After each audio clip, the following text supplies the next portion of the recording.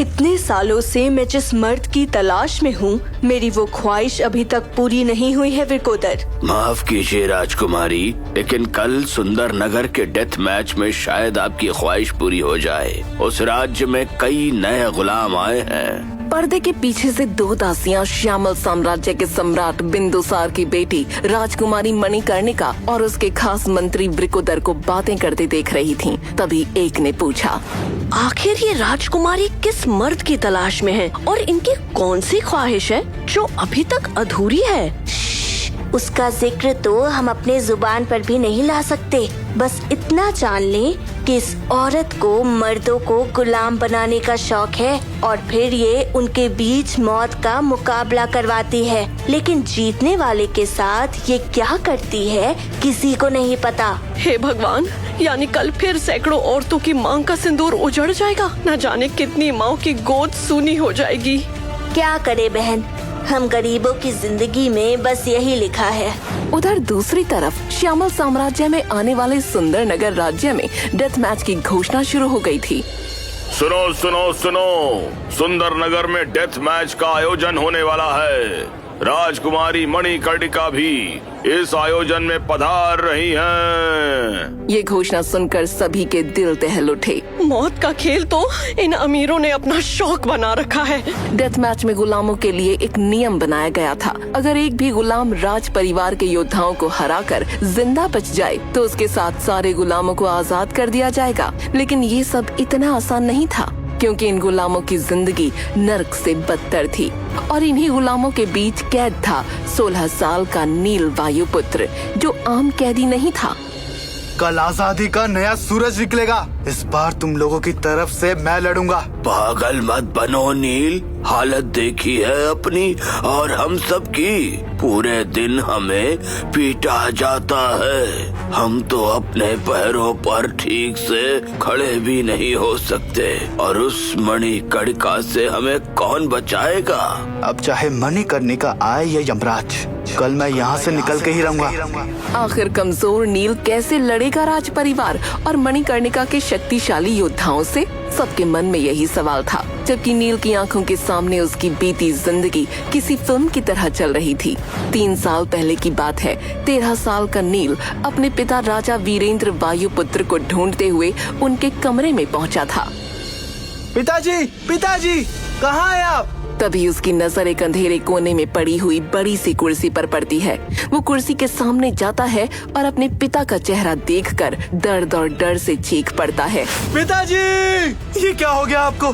किसने किया ये सब? राजा वीरेंद्र का चेहरा नीला पड़ चुका था और मुंह से खून बह रहा था। चलिए जल्दी से वैद्य जी के पास चलते हैं। नहीं बेटे, बहुत देर हो चुकी है। महर्षि भृगु की किताब को अपने चाचाओं नागेंद्र और यजुवेंद्र से बचा कर रखना।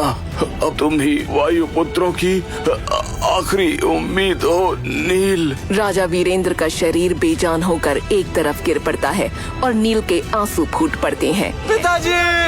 तभी उस कमरे में नील के दोनों चाचा नागेंद्र और यजुवेंद्र सैनिकों के साथ प्रवेश करते हैं। नागेंद्र सैनिकों को आदेश देता है, सैनिकों, गिरफ्तार कर लो इस नील को और गुलामों के कैद खाने में डाल दो। अचानक हुई इस घटना से नील घबरा जाता है और वो अपने चाचाओं के सामने हाथ जोड़कर विनती करता है, नहीं चाचा जी, ऐसा मत कीजिए, पिताजी को बचा लीजिए। अचानक एक थप्पड़ की गूंज उस कमरे में गूंज उठी, जो नागेंद्र ने नील के मासूम चेहरे पर मारा था। तेरे बाप के अंदर महान और ईमानदार बनने का कीड़ा था, उसकी सजा अब तुझे भुगतनी पड़ेगी। ले जाओ इसे और रोज इतना पीटो कि हर दिन ये अपनी मौत की भीख मांगे। सैनिकों ने नील को बेड़ियों में कैद कर लिया। एक दिन पहले तक जिस युवराज के आगे वो सर झुकाते थे, आज उसे बाल पकड़कर घसीट रहे थे। नील चिल्ला रहा था, मैं तुम लोगों को छोड़ूंगा नहीं, धोखेबाज गद्दार। मैं अपने पिता की मौत का बदला लेने जरूर लौटूंगा, याद रखना तुम दोनों। सिर्फ नील ही नहीं, उसकी इकलौती बहन नीलिमा को भी इन धोखेबाजों ने कैद कर लिया था, जो सप्त सिंधु आश्रम में पढ़ने गई थी। उसे अपने पिता की मौत और भाई को गुलाम बनाए जाने का पता ही नहीं था। नील अपनी बहन को बचाना चाहता है और उसके लिए उसे इस कैद से निकलना जरूरी था।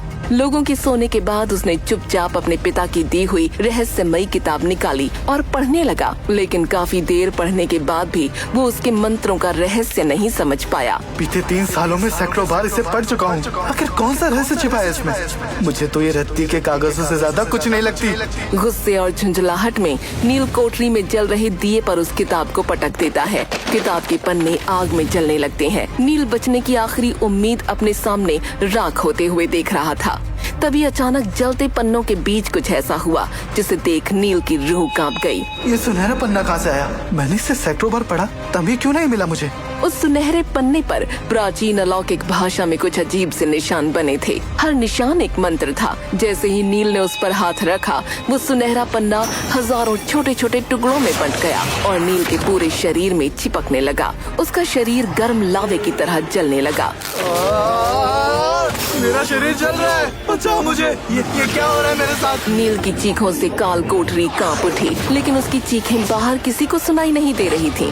उसने बचने के लिए अपनी कोठरी में बने पानी के कुंड में छलांग लगा दी, लेकिन वो पूरा पानी भाप बनकर उड़ गया।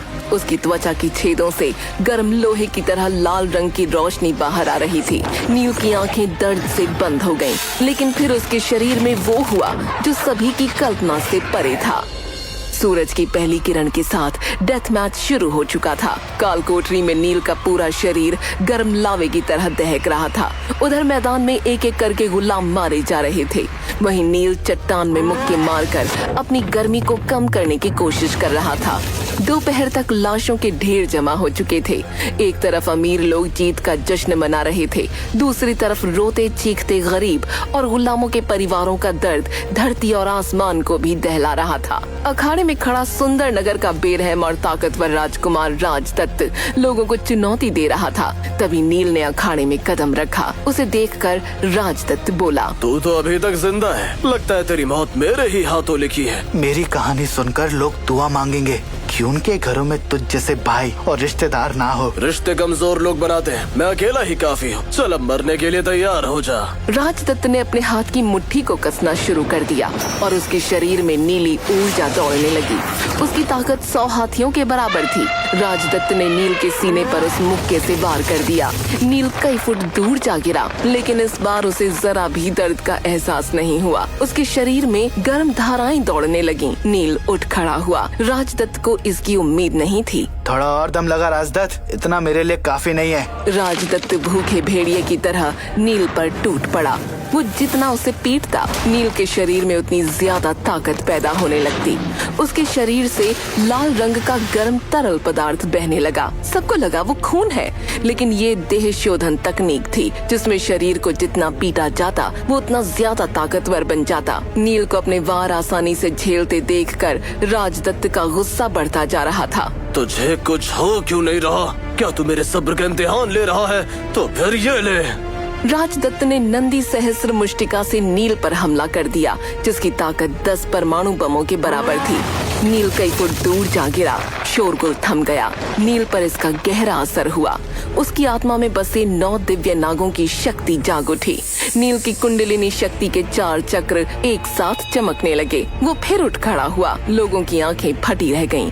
इस हमले से कोई जिंदा नहीं बच सकता था, लेकिन नील ने राजदत्त की पूरी ताकत सोख ली थी। वो बोला, तेरा समय अब पूरा हो चुका है राजदत्त, अब मेरी बारी है। नील ने एक जोरदार मुक्का राजदत्त को मारा। बस एक मुक्के में वो धूल फेंकते हुए कई फुट दूर जा गिरा। लोग खुशी से झूम उठे। ढोल नगाड़े बजने लगे। मणिकर्णिका अपनी जगह से चौंक कर खड़ी हो गई। एक गुलाम के अंदर ऐसी ताकत कैसे आ सकती है?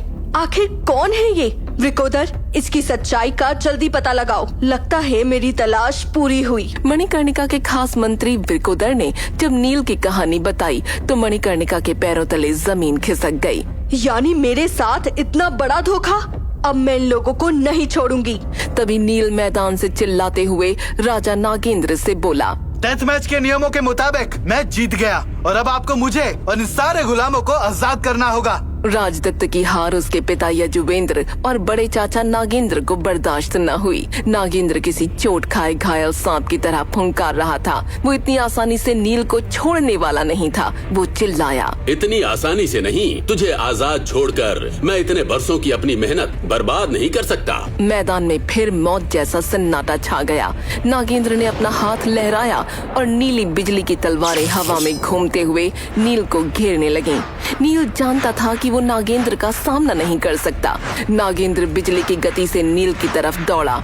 नील बस अपनी मौत को सामने देख रहा था। तब ये कड़क आवाज गूंजी, रुक जाइए महाराज नागेंद्र, उसे छोड़ दीजिए।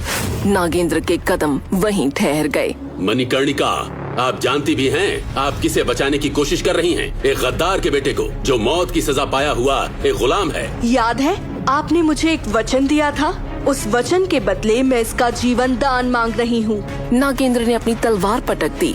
सम्राट बिंदुसार की बेटी की बात टालने की औकात नागेंद्र की नहीं थी। नील के साथ बाकी गुलामों की बेड़ियां भी खोल दी गईं। वो सब आजाद होकर अखाड़े से बाहर जाने लगे। प्रजा के लोग खुशियां मनाने लगे। मणिकर्णिका को देखकर नील बोला, शुक्रिया राजकुमारी, मैं आपके एहसान का बदला एक दिन जरूर चुकाऊंगा। वो दिन आज ही आएगा नील वायुपुत्र। मणिकर्णिका की बात का मतलब नील नहीं समझ पाया। वो बाकी गुलामों के साथ सुंदर नगर से बाहर जा रहा था। जैसे ही वो लोग नगर की सीमा के पास पहुँचे, सारे गुलामों पर लोहे का जाल फेंक दिया गया। वो फिर से बंदी बना लिए गए। इससे पहले कि नील कुछ समझ पाता, आसमान गरजने लगा और लोहे की बड़ी सी हांडी जमीन पर आकर गिरी। उसमें से घिनौना सा दिखने वाला बूढ़ा आदमी बाहर आया, जिसे देखकर सबकी चीखें निकल गईं। नील गरजा, कौन हो तुम? तुम्हारी मौत अघोरा। अघोरा ने नील को अपनी हांडी में खींचा और उसे अपनी पीठ पर लाद कर फरार हो गया। सबके चेहरे मौत के डर से सफेद पड़ चुके थे। आखिर कौन था अघोरा और नील को ले कहाँ गया? किसने भेजा था उसे? और अब वो क्या करेगा नील के साथ? क्या ये मणिकर्णिका की कोई चाल थी या किसी और की साजिश? कैसे बचाएगा नील अपना राज्य और अपनी बहन को? क्या वो ले पाएगा अपने पिता की मौत का बदला? सारे सवालों के जवाब मिलेंगे सिर्फ पॉकेट FM पर। आज ही डाउनलोड करें और फ्री में सुनना शुरू करें देश का सबसे धमाकेदार शो महागाथा, सिर्फ और सिर्फ पॉकेट FM पर।